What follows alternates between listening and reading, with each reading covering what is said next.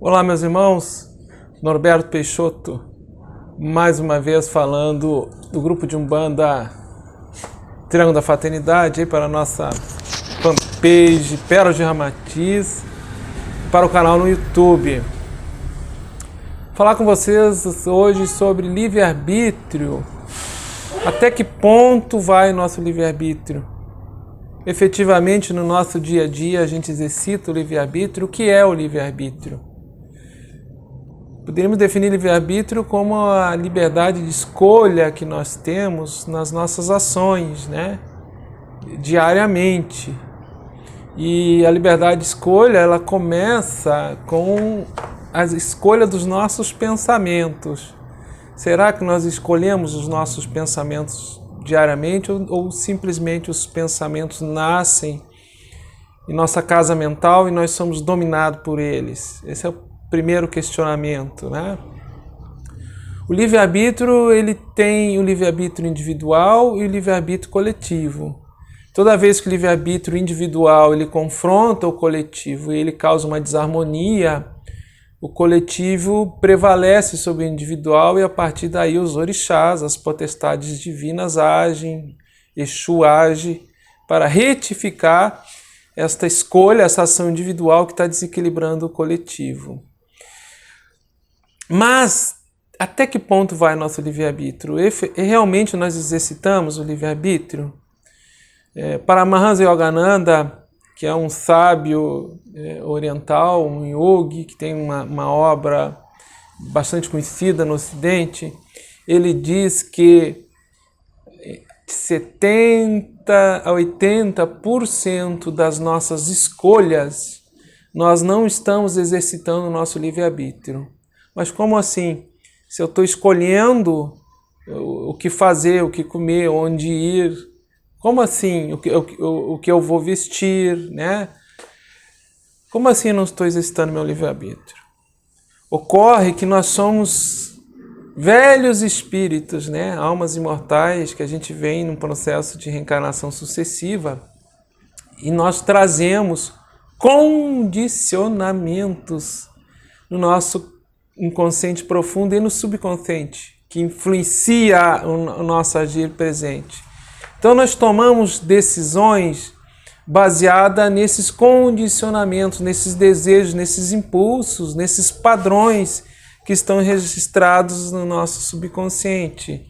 Então, efetivamente, nós não exercitamos o livre-arbítrio, nós simplesmente agimos no mundo condicionados, como se nós nos tornássemos escravos a esses condicionamentos que nós trazemos de longa data, né? Padrões de atitudes, de modo de ser. Como a gente consegue perceber realmente se as nossas escolhas estão dentro de um exercício de um livre-arbítrio correto? Yogananda nos diz que quando o nosso agir, a nossa ação, ela é dharmica, ela gera dharma, né, que seria uma ação correta dentro do propósito da vida do espírito imortal na matéria. E que cada um de nós tem um propósito, um plano de vida com um propósito, né? Como nós vamos perceber isso? Como a gente vai saber se as nossas ações estão corretas dentro de um exercício de um livre-arbítrio livre, não como almas condicionadas a padrões atávicos que a gente traz de vidas passadas? Discernimento, autoconhecimento, aí é aquela coisa de você olhar para dentro de você, se perceber, se conhecer e ir quebrando esses padrões que estão no inconsciente de apegos e aversões. Nós temos muitos apegos e aversões, valores que estão vibrando, crenças, dogmas que nos engessam e nos afastam do exercício do livre-arbítrio efetivo e a partir daí de uma ação correta, uma ação dármica, né? Eu vou dar um exemplo assim, bem simples. A maioria, majoritariamente, quem é carnívoro não escolheu ser carnívoro. É um condicionamento que já vem de família, de hereditariedade, né? Então a pessoa simplesmente é carnívora, ela já nasceu comendo carne, então ela não exercitou o livre-arbítrio, a escolha, né, se realmente seria carnívoro ou não, não foi dada essa escolha, nem foi educado para isso, no sentido de ter o discernimento. Qual é a consequência de uma alimentação carnívora, qual é a consequência de uma alimentação sem carne no nosso organismo, qual é o impacto espiritual, etérico, e se a escolha de uma alimentação sem carne animal, se ela é uma escolha dármica, uma ação correta ou não, diante de um movimento espiritual maior de evolução ao qual nós estamos inseridos. Esses condicionamentos se enraizam no nosso inconsciente e subconsciente decorrência da lei natural, a lei divina de ação e reação ou de causa e efeito.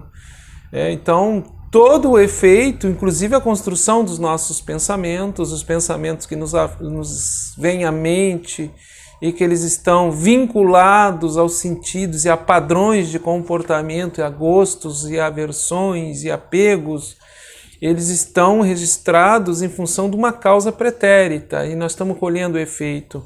No momento que eu consigo perceber esse encadeamento dos efeitos presentes e que as causas, que todo o efeito ele tem uma causa geradora, eu começo a tentar perceber e equilibrar as minhas ações e efetivamente exercitar o livre-arbítrio. Então, 70% a 80% da humanidade seriam almas condicionadas que de fato não exercitam o livre-arbítrio, né? Elas têm ações, escolhas condicionadas a padrões que elas trazem de vidas passadas que, por sua vez, reforçam efeitos negativos, efeitos que não são dármicos, não são ações corretas, e as retém, as imanta, as amarra mais ainda no processo de reencarnação sucessiva. É o que eles chamaríamos de almas condicionadas, né? Precisamos ter ações descondicionadas, ações e pensar, né, com discernimento.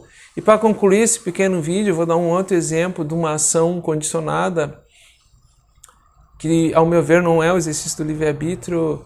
Nós temos uma federação aqui no Rio Grande do Sul que está orientando todos os seus filiados, casas religiosas, a não abrirem até que os órgãos públicos assim o definam e definam os critérios dessa abertura. E tem associados que estão furando essa orientação. E, inclusive, o Babalorixá, assim, assumindo publicamente, em comentário na rede social, que ele tem o livre-arbítrio e o direito constitucional de abrir a sua casa. Eu não vou entrar no direito constitucional, que eu não sou jurista, mas a questão do livre-arbítrio eu questiono até que ponto essa escolha, essa decisão não é de um condicionamento de orgulho, de egoísmo, um condicionamento de apego e a necessidade do ganho para ter a casa aberta, porque são indivíduos que vivem da religião. Preciso ter uma mesa de jogo aberta, preciso estar fazendo ebó, preciso estar fazendo seus trabalhos, a clientela, suas frentes, que nós temos todo o respeito, mas no momento que o coletivo, o livre-arbítrio coletivo, ele orienta determinado padrão de comportamento, o individual não pode desorganizar isso. A própria lei divina se organiza, Exu, o grande organizador, ele vem e organiza isso, porque o coletivo nunca vai ser botado em risco em função do individual. Caso situações assim, pontuais, né? Que eu abro a minha casa nesse momento agora e acabo sendo instrumento de contágio, possível instrumento de contágio e de transmissão de um vírus que, em 20% dos casos, mais ou menos, ele leva para a UTI. Né? E desses que vão para a UTI, uma grande parte vem a óbito. Então você imagina um trabalho religioso a qual eu tenha um médium que ele está infectado e ele não manifesta isso. Ele não demonstra, ele não manifesta e talvez nem venha manifestar, seja uma forma mais leve. E ele contagia, está sendo agente de contágio para outros demais dentro da casa de religião.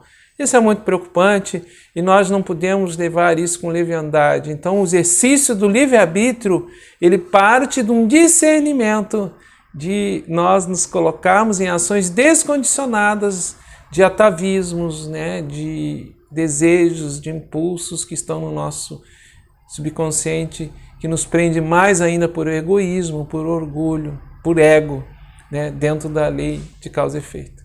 O nosso trabalho fraterno, eu sou Norberto Peixoto, espero ter contribuído aí com as nossas reflexões. Até a próxima oportunidade, meus irmãos.